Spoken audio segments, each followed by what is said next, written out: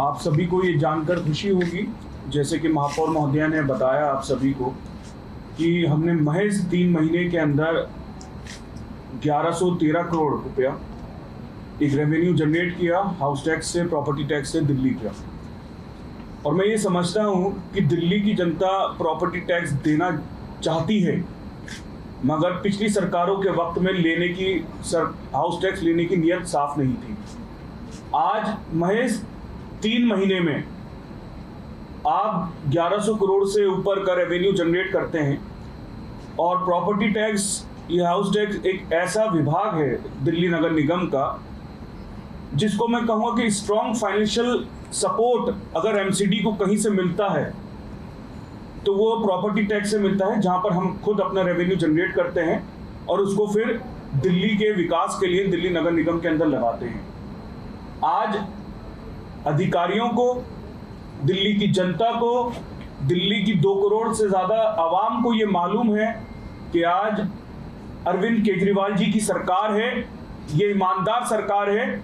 और हम जो दिल्ली की जनता कमाती है पैसा, उसमें अब हम हाउस टैक्स में पैसा देंगे, प्रॉपर्टी टैक्स में देंगे, क्योंकि ये पैसा अब दिल्ली वालों के लिए लगेगा, दिल्ली के आम इंसान के लिए लगेगा, दिल्ली की जनता के लिए लगेगा। और आज यही वजह है कि हमने 3 महीने के अंदर, और मैं अपने अधिकारियों का भी धन्यवाद करूंगा कि जिन्होंने आज ईमानदार सरकार के साथ मिलकर, कंधे से कंधा मिलाकर, घर घर जाकर, दुकानों जाकर, हर कमर्शियल जगहों पर जाकर, हर रेजिडेंशियल एरियाज में जाकर प्रॉपर्टी टैक्स को जनरेट किया, दिन रात लगकर। और हमारे तमाम पार्षदों ने अपनी जगहों पे कैंप लगाकर इसको रेवेन्यू जनरेट करा। और इसी कड़ी मेहनत के बाद आज एमसीडी फिर से अपने पैरों पे खड़ी हो रही है।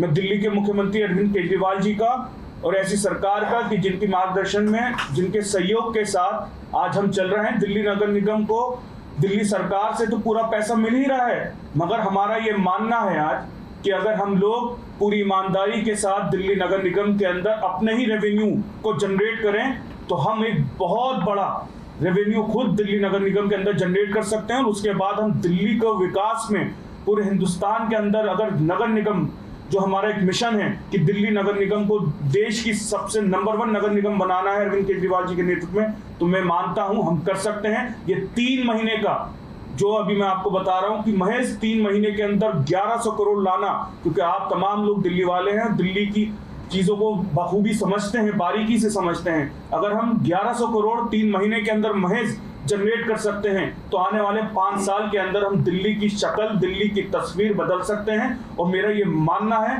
कि तस्वीर बदलने वाला होना चाहिए, और वो बदलती जा रही है। महज 3 महीने के अंदर एक ट्रेलर है और पिक्चर अभी पूरी दिल्ली की बाकी है, आप तमाम लोग देखेंगे। मैं इसी के साथ दिल्ली की जनता का आप लोगों के माध्यम से दिल की गहराइयों से धन्यवाद करता हूं कि उन्होंने 3 महीने के अंदर दिल्ली के विकास के लिए, दिल्ली नगर निगम के विकास के लिए एक बहुत बड़ा रेवेन्यू जनरेट करा, और उसके बाद दिल्ली नगर निगम के खाते में दिया, जो दिल्ली के विकास में लगेगा, दिल्ली की जनता के लिए लगेगा, दिल्ली के आम इंसान के लिए लगेगा, दिल्ली के गरीबों के लिए लगेगा, लोगों के लिए लगेगा, आम जनता के लिए लगेगा, स्कूल के लिए लगेगा, एजुकेशन के लिए लगेगा, हॉस्पिटल्स के लिए लगेगा, दिल्ली के एक एक विकास के मुद्दों के लिए लगेगा, जो अरविंद केजरीवाल जी ने 10 गारंटीज दी थी, उन मुद्दों के लिए लगेगा। बहुत बहुत धन्यवाद। मेरा सवाल है, ये MVC 5 की रिकमेंडेशन मार्च में आप लोगों ने ही पास की थी, हाउस से पास हुई थी, और उसकी वजह से लोगों की शिकायत थी कि प्रॉपर्टी टैक्स जो पहले जितना 8000 अगर आता था, तो वो 15,000 16,000 आ रहा है।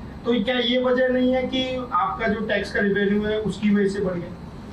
नहीं, इसके अंदर मैं आपको बताना चाहूँगा कि जो नेशनल वैल्यूएशन कमेटी की रिपोर्ट के अनुसार, जो उसकी सिफारिशों के अनुसार किया गया है, उसके अंदर आपको यह भी जानकारी देना चाहूँगा कि कुछ फैक्टरों के अंदर यदि बढ़े हैं, तो कुछ फैक्टरों के अंदर रेट कम भी हुए हैं। आपको मालूम होगा पिछले वर्ष कमर्शियल प्रॉपर्टीज़ पे,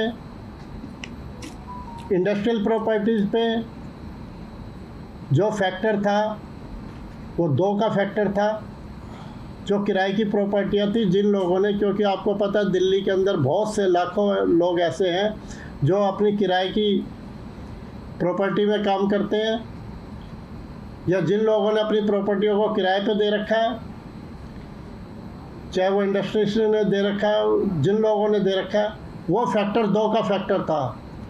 और आपको पता है कि रेजिडेंशियल से रेवेन्यू कम आता है, इंडस्ट्रियल और कमर्शियल प्रॉपर्टियों से ही ज़्यादा रेवेन्यू आता है।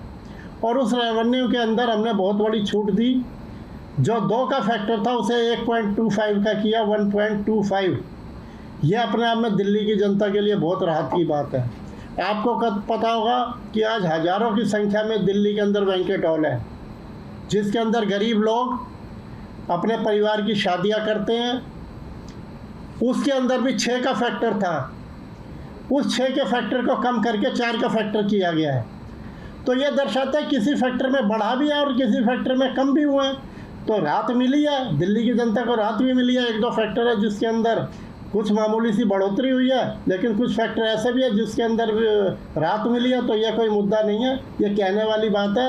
यह पारदर्शी तरीके से काम हुआ पिछले 3 महीनों में, और ईमानदार सरकार ने काम करके दिखाया है। और यह ईमानदार सरकार इसी तरह से काम करेगी, जिससे कि हमारा रेवेन्यू बढ़ेगा, हमारे कर्मचारियों को समय पर वेतन मिलेगा, हम अपने कर्मचारियों को पक्का कर पाएंगे, हम अपने कर्मचारियों के जो पेंशन भोगी हमारे कर्मचारी हैं उन लोगों को समय पे पेंशन मिलेगी, सारे के सारे काम समय पर होंगे। और निश्चित तौर पे अब आगे आने वाले समय के अंदर नगर निगम स्वावलंबी बनेगी और नगर निगम के अंदर नगर निगम अपने पैरों पे खड़ा होने का पूरा प्रयास करेगी।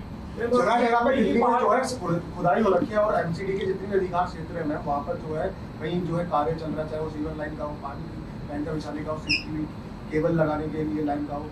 और कई विधानसभाओं में ऐसी प्रॉब्लम्स भी आ रही हैं और खुदाई हो रखी है। बारिश का सीजन है, आप लोगों की तरफ से मॉनिटरिंग भी की जा रही है, लेकिन अभी भी ये समस्या बनी हुई है। तो इसको लेकर जो है वो कब तक के लोग होंगे, जो निर्धारित जो एजेंसियाँ और एमसीडी भी अगर उसमें जो है जिम्मेदार है, तो कब तक जो है वो चीज़ें फिलअप होंगी।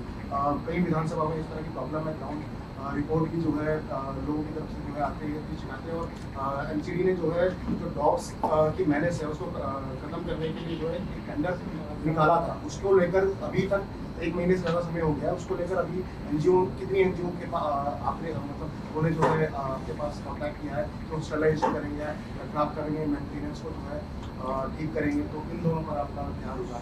जी देखिए, अब दिल्ली में मानसून ने दस्तक दे दिया है, और आपको जैसे मालूम ही है कि एमसीडी के अधिकारियों के साथ और तमाम जितने भी वो डिपार्टमेंट्स हैं, पीडब्ल्यूडी है, डीडीए है, आईएनएफसी है और रेलवेज, मेट्रोज, जितने भी इंटर डिपार्टमेंटल हमने मीटिंग्स ली। पिछले 1 महीने में 2-3 बार हम लोगों ने उन अधिकारियों के साथ बैठकर चर्चा की।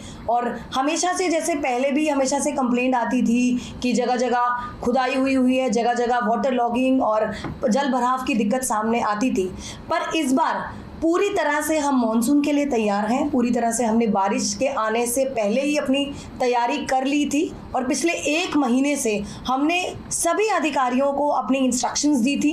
हमारे जितने दिल्ली को हमने एमसीडी में 12 जोन में डिवाइड किया है, और हर जोन में कंट्रोल रूम तैयार हैं, और कंट्रोल रूम 24/7 काम करते हैं, और 3 शिफ्ट में वहाँ पर हमारा स्टाफ काम करेगा और काम कर रहा है। और जब भी कोई ऐसी समस्या आएगी पॉट होल्स की, जल भराव की, तो 24/7 वो जैसे ही कंप्लेंट आएगी विदिन 2 to 3 आवर्स उस कंप्लेंट को रिसॉल्व किया जाएगा। लेकिन मैम कई जगह हादसे देखने को मिल रहे हैं, करेले जेपी में हादसा हुआ, सभी विभागों के साथ काम कर रहे हैं, तो इसमें क्या कोऑर्डिनेशन की कुछ कमी है कि वहाँ पे करंट का प्रवाह हो रहा है, कहीं पे लोग कर रहे हैं, ऐसी घटना है? जी देखिए, कोऑर्डिनेशन की कमी पहले थी, पर अब हम सारे डिपार्टमेंट्स, दिल्ली जल बोर्ड हो या हमारे बिजली विभाग हो, हम सबके साथ रेगुलर मॉनिटरिंग कर रहे हैं और कोऑर्डिनेशन में काम चल रहा है। और हम पूरी तरह से आश्वासन देते हैं अब आने वाले टाइम में ऐसी कोई भी घटना नहीं होने देंगे। बड़ा आरोप एमसीडी पर लग रहा है कि एमसीडी जो है वो दिल्ली का कूड़ा जो है वो गाजियाबाद में फेंक रहा है, यानी यूपी की तरफ आप लोग अपना कूड़ा डाइवर्ट कर रहे हैं, उस पर क्या कहें? जी देखिए, इस संदर्भ में मैं आपको स्पष्ट कर दूं ये कि ये एक सरासर पॉलिटिकल मुद्दा बनाया जा रहा है। मैं आपको ये बताना चाहती हूँ, दिल्ली में 3 कूड़े के पहाड़ हैं, और ये जो गाजियाबाद का जो हमारे पर झूठा आरोप लगाया जा रहा है, गाजियाबाद में एक वेस्ट टू एनर्जी प्लांट है, और एमसीडी ने एजेंसीज के साथ, कॉन्ट्रैक्टर्स के साथ एमओयू साइन किया है, कॉन्ट्रैक्ट साइन किया है, जिसमें एक वो इंटीग्रेटेड कॉन्ट्रैक्ट है कि वो लैंडफिल से बायोमाइनिंग करने के बाद कूड़े को सेग्रीगेट करेगी। कूड़े को अलग करने के बाद उसमें से एक इनर्ट होता है, एक सीएनडी निकलता है और एक आरडीएफ निकलता है। तो जो RDF है वो गाजियाबाद में जो वेस्ट टू एनर्जी प्लांट है वो उस एजेंसी की जिम्मेदारी है उस RDF को वेस्ट टू एनर्जी प्लांट में शिफ्ट करने की। तो जो RDF है वो अलाउड है वेस्ट टू एनर्जी प्लांट में भेजने की, वहाँ पर उसको रिसाइकिल करके प्रोडक्ट्स बनाए जाते हैं। और मैं आपको ये भी बताना चाहती हूँ MCD नगर निगम ना तो गाजियाबाद में किसी तरह का अपना कूड़ा भेज रही है, नंबर 2, और ना ही MCD की कोई भी गाड़ी वहाँ पर RDF भेजने में लगी हुई है। ये सिर्फ और सिर्फ एजेंसीज और कंसेशनर्स हैं जिनको ये हमने ठेका दिया है, जो बायो माइनिंग से लेकर वो वेस्ट टू एनर्जी प्लांट तक उस RDF को सप्लाई कर रही है। तो नगर निगम बिल्कुल भी वहां पर किसी प्रकार का कूड़ा नहीं भेज रही, ना ही इस चीज के लिए जिम्मेदार है। मैम जो 2 ट्रक पकड़े गए हैं वो फिर किसके हैं और क्या जो जी, वो कंसेशनर्स के हैं, कॉन्ट्रैक्टर्स के ट्रक है, वो MCD नगर निगम के ट्रक नहीं है। मैडम एक फर्दर मानसून आ गया, ऐसे में डेंगू और मलेरिया को लेकर क्या आप? देखिए, ऑलरेडी पिछले 2 महीने से जो हमारा पब्लिक हेल्थ डिपार्टमेंट है, डेंगू, मलेरिया और चिकनगुनिया जैसी बीमारियां हर बार मानसून में दस्तक देती हैं। तो इस बार हमारा पब्लिक हेल्थ डिपार्टमेंट पिछले 2 महीने से एक्टिव है और गली गली जाकर छिड़काव कर रहा है। गली गली जाकर हम लोगों ने कैंपेन किया। मैंने अपने वार्ड में भी एक अवेयरनेस कैंप किया और हर वार्ड में ये कैंपेन हुआ, RWS को बुलाया गया, उनमें जागरूकता लाई गई कि कहीं पर भी हमें पानी इकट्ठा नहीं होने देना ताकि मच्छर ना पैदा हो और ऐसी बीमारियां दिल्ली में दस्तक ना दे, और अगर केसेस हो तो कम से कम हो। जी, और कोई सवाल? सवाल जो था वो कितने जो है टेंडर जो आपने निकाला था, कितने NGO ने आपको जो है कॉन्टैक्ट किया है इसको लेकर, आपकी तरफ से और क्या प्रयास किया जा रहा है? क्योंकि अभी भी कई RWS जो है वो लगातार MCD को लिख रही है, DCs को लिख रही है, मैंने जो है लगातार अपने पार्कों में बच्चों को जो है निकलने जिससे डरते हैं लोग, तो इसको लेकर जो टेंडर निकाला जाता है वो कहाँ पे पहुँचा है? जी देखिए, अभी मैं आपको बता दूं, कुछ चंद दिनों पहले ही हमने उन NGOs को बुलाया, हमने एक उनके साथ मीटिंग करी। अभी 16 से 17 NGOs हैं जो हमारे वेटनरी डिपार्टमेंट के साथ जुड़ी हुई हैं, और हमने 3-4 और ऐसे सेंटर्स हैं, हमने उन NGOs को या इंडिविजुअल हमने टेंडर इनवाइट करे थे ताकि ज़्यादा से ज़्यादा हम NGOs को इन्वॉल्व कर सकें जो कम्युनिटी एनिमल्स पे काम करती हैं, जो हम एनिमल एक्टिविस्ट को भी इन्वॉल्व कर रहे हैं। और आपने शायद देखा होगा, अभी जो पिछले हमारी जो मीटिंग हुई थी उसमें काफ़ी सारे 2-3 नए एनिमल एक्टिविस्ट भी जो हैं वो हमारे साथ जुड़ने के लिए हमें मिलने आए थे, और जल्द से जल्द हम लोग इस पर कार्रवाई कर रहे हैं और जल्द से जल्द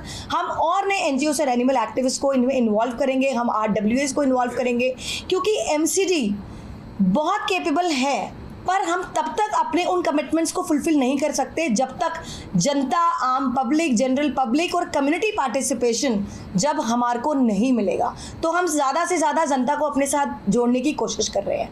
जी, बहुत बहुत धन्यवाद।